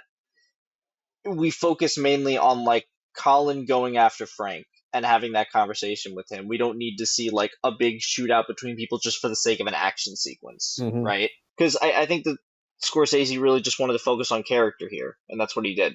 And so the important thing is what's happening with our main characters.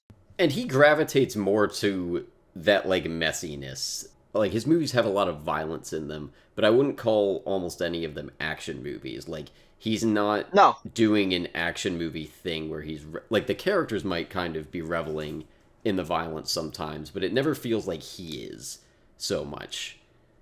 No, no, it all feels very deliberate, except for like a couple of cases. Like I see what you guys were saying about Goodfellas, like not necessarily in the sake of the violence, but like I think the whole point of that movie is putting on display how enticing this life was to this particular character and why he kind of got sucked into the mob life, and then slowly showing his decline toward the end of the film, right? And like that kind of thing works for some people and some people it doesn't. I really love Goodfellas. I think it's a lot of fun, but I think it's mainly like Ray Liotta's performance is, I think, mainly what pulls me in. It's the You know? characters for me in that, I think. I mean, it's a whole other topic, but it's the characters for me that just don't work. Like, I don't Yeah, really I get care it. for being around them or any of the pointless conversations they're having. Especially Joe Pesci's character, I didn't care for in the slightest. Like, I was kind of just annoyed by him. Just like, oh, you killing this dude because he spoke back to you? That's weird. Good job, man. But that's such a Joe Pesci character too. It's fun to Um, watch Joe it, Pesci do stuff, but I'm with you there, oh Jelani. Like, yeah, I don't hate it, but No, I don't um, hate it. but I think maybe that's part of why this movie works for me. Because, like, I think you're right, Angel, that, like, part of why Goodfellas works for people is, like, you kind of have to be a little bit sold on the mob world, and I just never am. But I don't feel like he's trying to sell you yeah. on either of them here. Like, they both kind of look like a bad time. Mhm. Like, Oh yeah, no, and that's the whole point of the theme. Like I was saying, like all the consequences are coming back to bite them. This life is not a sustainable thing. They can't keep living like this, and they don't because they die. All of them die, every single one, except for Dignam. well, and even, like, I think the only lifestyle that is appealing in this movie is Colin's for a lot of it. Like, he's kind of the only one who's getting to live it up. Mm. And in Dignam's, or Queenan and Dignam's interview with Billy, the first question they ask him is, or one of the first, do you want to be a cop or do you want to appear to be a cop? Such a good line. Oh my God.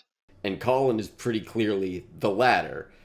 Mhm. Yeah, and it's like, okay, if you want to appear to be a cop, you could, you could get by with that. Or you could do the actual work, and here's the actual work. It fucking sucks. Mhm. Yeah. And Dignam even points out in a very unfortunately phrased way that like some people really just want the violence of it. Hmm. And And a specific I kind think of it, too. and a very specific kind of it too. And they're like, we want to make sure you're not that person. And I think Dignam immediately knows who Billy is. He's trying to dig at Billy so that Billy will understand who Billy is, right? I think he knows that Billy is not that person, but he needs Billy to understand that in order to do the job. And I think he brings that out of him really well. You're not a cop. Did they really say cop like that? Cool. Cop? I You're not a mean, Maybe. cop. I'm not a cop. I'm your fucking cousin. I have a cousin-in-law from New England who is a cop, and I don't hear him say it like that, but I think he's Oh, technically yeah. from Rhode Island, which is a They different play up the different accents accent. in this movie a lot. They really do. there's a few places that I feel like it's played up, but like there's some where like not like I think Damon, Wahlberg, and DiCaprio like are all pretty solid.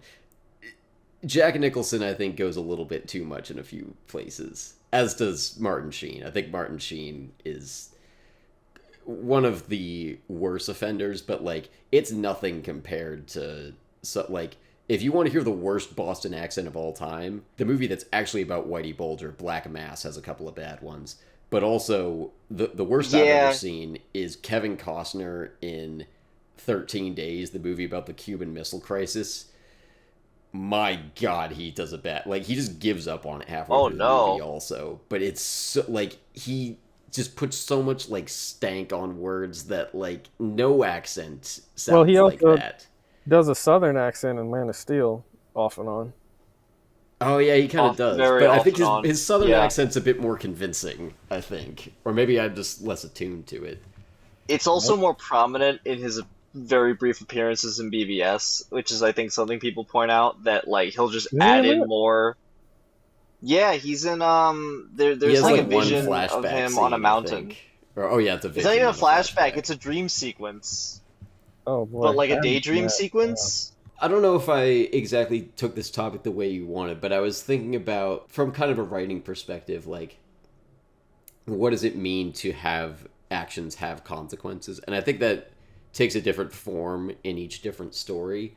In this one, I feel like where we feel it the most is like when a character learns new information, because we are given a bit more of a like omniscient point of view where it's not like we know everything, but the movie's never trying to trick us. It's never really hiding anything from us. We see a lot of different characters' point of view, so we typically have more information than all of the individual characters. So Hmm. because of that, when one of them learns something new, we have to see them react to it. I think the biggest example, there's a ton of examples you could point to, but I think the loudest one is when we finally kind of get the premise delivered on, when Billy and Colin finally learn out who the other is, both of them, their next move has to be reacting to that discovery. And it is. And then we get the rooftop scene. But I think that's like where this movie thrives. But also, like, if there was going to be a plot hole, and there might be a couple, but I think because we pretty much always see characters react to new information, I don't see any plot holes, and maybe that's why. Because the important stuff gets covered, even if maybe a couple of small details don't. A criticism I tend to hear about bad movies are, well, there's two really. One is that scene doesn't change anything, and Mm. two is that thing never goes anywhere. And I don't think you can really say that, either of those things, about this movie. I tend to not really think about it in that sense in the outline phase. Like, I'm never really, like, trying to make sure, oh, does this scene, like, change something? I think if you, like, just have a sense of where your story's going, like, you're gonna feel that. I think I find that when I'm in the writing stage and I'm like, I don't know what to do with this scene. And I think sometimes that's because it's not changing anything, so that can tell me I need to cut it. And I think especially in a movie this dense, like, you can't afford to leave anything extraneous here. And if you do have any plot holes, like, I don't really know what the internet was like in 2006, but especially in this day and age, if you have a single plot hole, someone's going to find it within the week that the movie comes out. You can't Probably afford to. within 24 hours, to be honest with you. Yeah. Like it's so quick now. Like, and there's pre-screenings and all that. It's crazy. Yeah. I think in a movie like this, though, like, there's some things where, like, if you have a couple plot holes here and there, but you've got a lot of other stuff going for you, I can forgive plot holes. I'm not going to nitpick like that. I think a movie Hmm. like this that is so plot heavy, you kind of have to make it airtight. Like, I think that's especially true in, this isn't a mystery, but Hmm. mystery stories, like, for better or worse, like, you can get away with a plot hole in an action movie or a rom-com. If if your story is a mystery, the story's got to be good. Like, you kind of can't get around that, because the whole point of it is to trick the audience with information. So if you slip up, like, there goes your appeal. right there. And I think this Yeah, movie pretty is much. kind of functioning under that same rule. Because otherwise, like, you have some great filmmaking and great performances to go off of here, but you don't have a genre appeal to, like, bank on. Yeah. No, I get what you're saying. July, do you want to jump into or? No, I'm just thinking of mystery examples I've seen recently from TV where one did it really poorly and one did it really well as far as like plot holes go. And it's like I don't like being cheated when it comes to information like that. There's this show Paradise. I don't want to badmouth it too much because season 1, episode 7 is some of the most intense, best TV I've ever seen. Is that with When it Sterling K. Brown? Yeah, when it Yep. came, Okay. that was talked about on Twitter. When I watched that scene and everything's just going to chaos, and we're following them in the White House through all of that and all the protocols and people feeling left out and saying, "Hey, you got my back, right? Like I can get in on this savior thing. Like as the world's ending, like you gonna get me on that plane, right?" It's intense, but the murder mystery ends up being like spoilers, this background character that you see like twice throughout 8 episodes, and I'm like, that's who did it. Nah, bruh. And then they like take us through all of that, all of what he was doing in the background the whole Oh, time did and they do his like a entire. flashback montage where they show like, Yeah, oh, he was actually here the whole yeah. time? It wasn't it. It wasn't it. Don't do that. Like where they splice Wolverine into historical scenes. Yeah.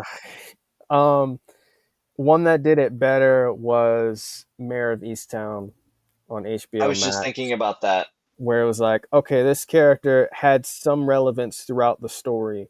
So them being the one who did it, that makes a lot more sense. And as far as everybody taking the fall and the suspects, I was along for the ride the whole way.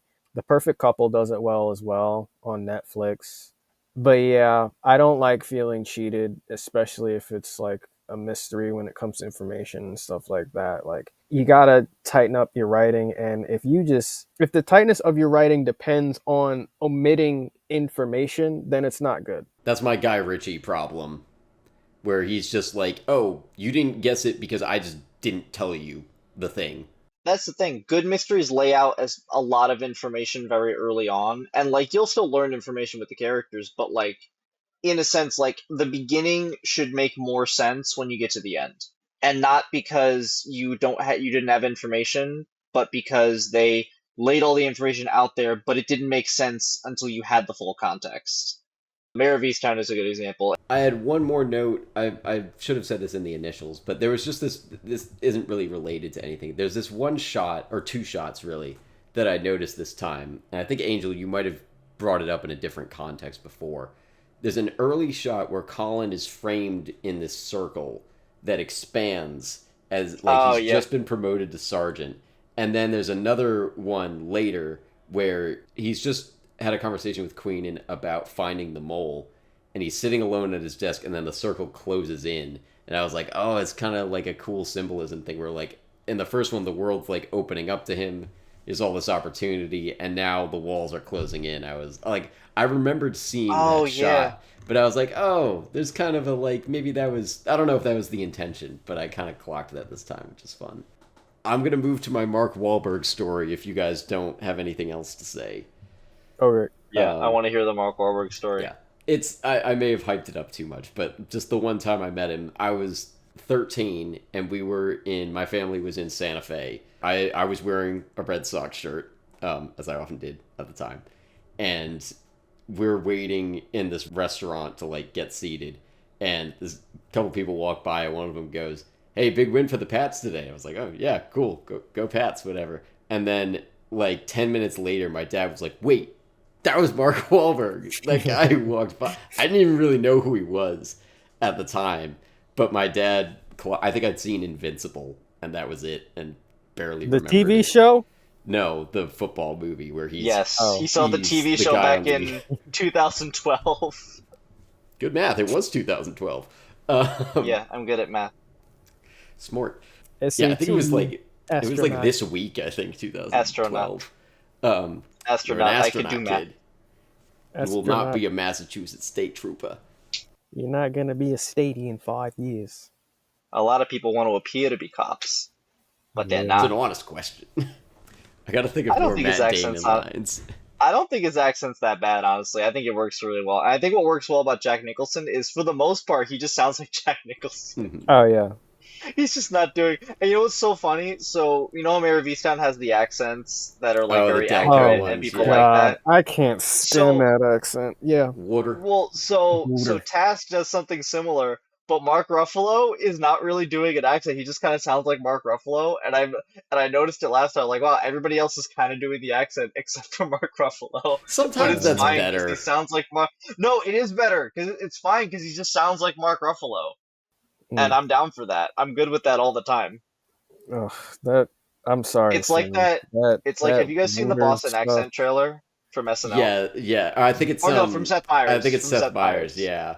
Yeah, where he's like, there's always that one guy who's just not doing a Boston accent at all. He's like, I'm gonna go park the car in Harvard Yard. Just emphasizing the pretty great R's. A lot of movies pretty in Boston are about loyalty. Good Will Hunting, The Town, The Departed. Go on, Good Will baby, Hunting, it go. doesn't have.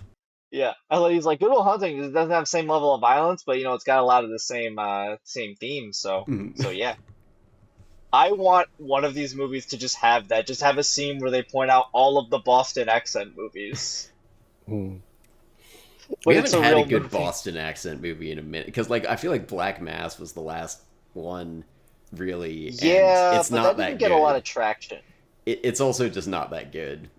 It was okay. Jesse Plemons is in it, right? Yeah, he is in it. Yeah, I Oh love Jesse yeah, Plemons. Yeah. Something I that feel maybe the possibly be last big profitable one for was like The Frito-Lay. Town. The Town is. I think The Town is the last good one. Well, I don't know That if was I like want to count 2010. Spotlight because Spotlight is set in Boston, but it's not like in the It's same not the same vein thing. as those. And there's not really good Boston accents. It like a couple people have them, but there aren't like really good No. Boston accents. Ooh, Mark Ruffalo's also in that. And doesn't do a Boston accent.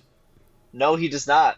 But I think a lot of the main characters are like not natives to Boston there, so it No, doesn't really no, make sense. they don't have accents either. Anyway, I'm glad we finally did this one because this has been a favorite of mine for a while, and I really love it. Jelani, didn't you have a story of meeting somebody? Yeah, Adam Sandler. Briefly, Oh yeah, Adam Sandler. Evan, I thought your story was gonna be better.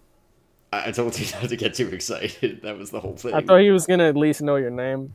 No. I was on set for his daughter's film Roommates, or I don't know if it's being titled that. During production, it was titled that. I assumed you would have met him on Happy Gilmore too, because you were in that. No, I was there for like a day, and I did see Oh. him. He like thanked all the extras, but no. And especially this guy. He Yeah, pointed so to you. Get him on the podcast. yeah, Use your I'll connections. reach out to him. I think I on might have to Instagram. scrub through and make sure I didn't say anything too bad about any of his other movies first. So funnily enough, I had cranberry juice. They had breakfast, and I had cranberry juice. I didn't know it made you go to the bathroom for whatever reason. It cleans you out, right? So I have to keep going. I have to hold it and then keep going in between. It's a natural diuretic.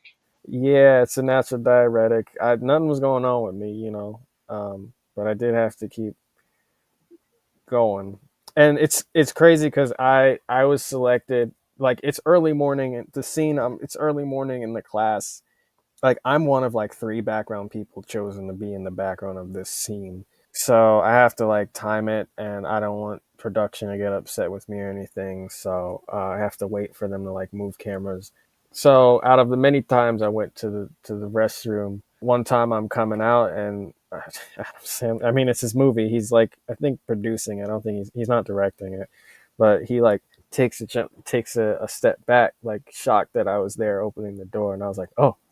He jumped back, and then he like put his hands up like, oh, I thought you were ready. You got to be ready. And I didn't say anything, dude. I just started laughing at him. And then he walked in saying, "You got to be ready next time, even though you could probably drop me," or whatever he said. And then he went to the restroom, and then I kept walking and laughing, and I realized, oh shit, that was Adam Sandler. That's a great Adam Sandler story. That's awesome. That's a lot better than my Wahlberg one, so I'm glad you threw that in. So of course, after like days, if not weeks after, I'm like, oh, I could have said this. Oh, I could have maybe gotten a pick, or I could have said something funny at least, like, "Hey, I know you got to pee, bro. But can I get like a pick in the bathroom or something? Something stupid." Yeah, that was the end of it. And he seems like a really wholesome guy. Like he really appreciates like the background people in his stuff.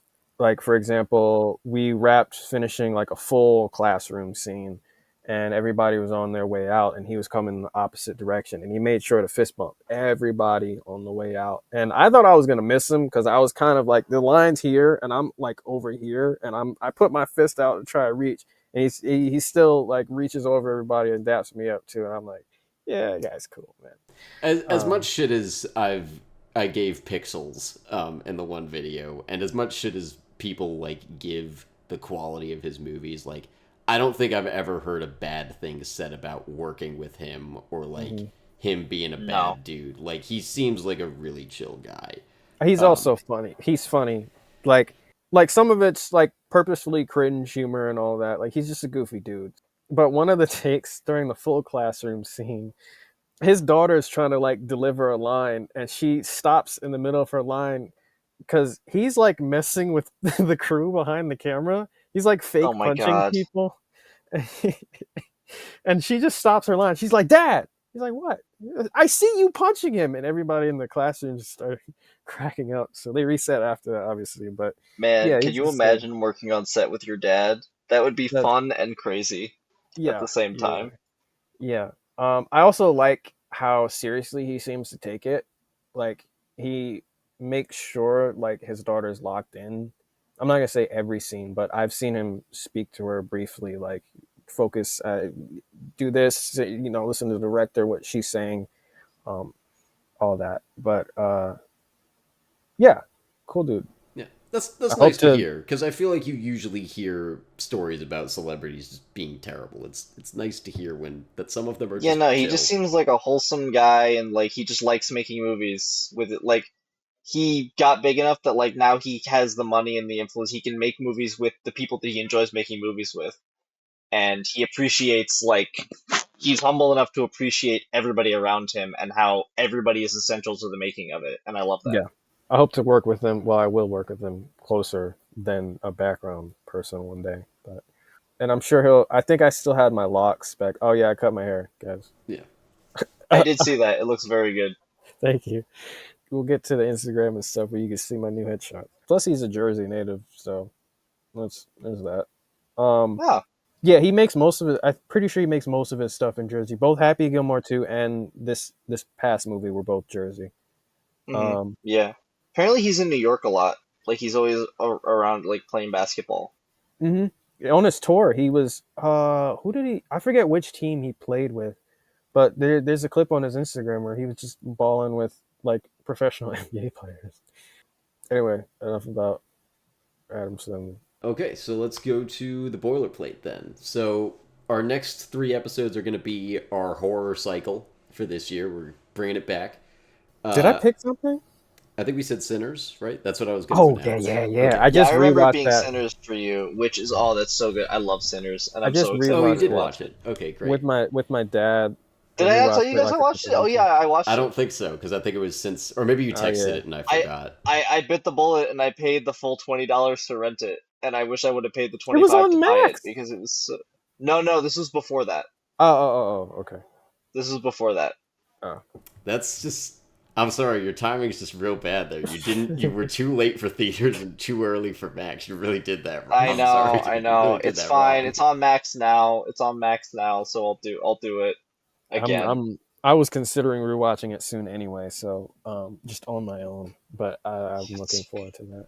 I've been holding off because I've known we're gonna do it. Yeah, we're gonna do it, so I'm gonna wait until we do the episode. It's so funny. It's great, but also really funny. Yeah, so that will be one of them. My pick is going to be Midsummer, and hopefully we're going to have a special guest for that. We've at least booked him. And then Angel's pick is going to be Train to Busan. It's not Adam Sandler. It's not Adam Sandler, unfortunately. It's not Adam Sandler, unfortunately. Yeah, Jelani couldn't. Jelani has Not failed yet. to make that happen. Yeah, But he's on tour right now, I think, actually. Like, legit, he's Yeah. on tour, I think. He's actually talking about Midsummer on other podcasts. He just couldn't fit us in. He's a huge Ari Aster head, but we got the second best Ari Aster person, I think. Or aside Kevin from James. Kevin James. Of course. Yeah, so I don't know what order those are going to come out in, but those are our 3 picks for this year. So we'll be doing those. And unfortunately, it'll probably all be out After well October. After Halloween. Because we're bad at schedules. Well, in our defense, we've had stuff going on. We've all We had been stuff busier, going on. which is it's all good things. Yeah. We've all been busier. Unfortunately, the podcast just tends to have to take backseat status to other important things. But we're back at it, so that's great. Yeah. And we'll be around. We'll be around. We'll keep doing shit. On the train to Busan at some Yep. point.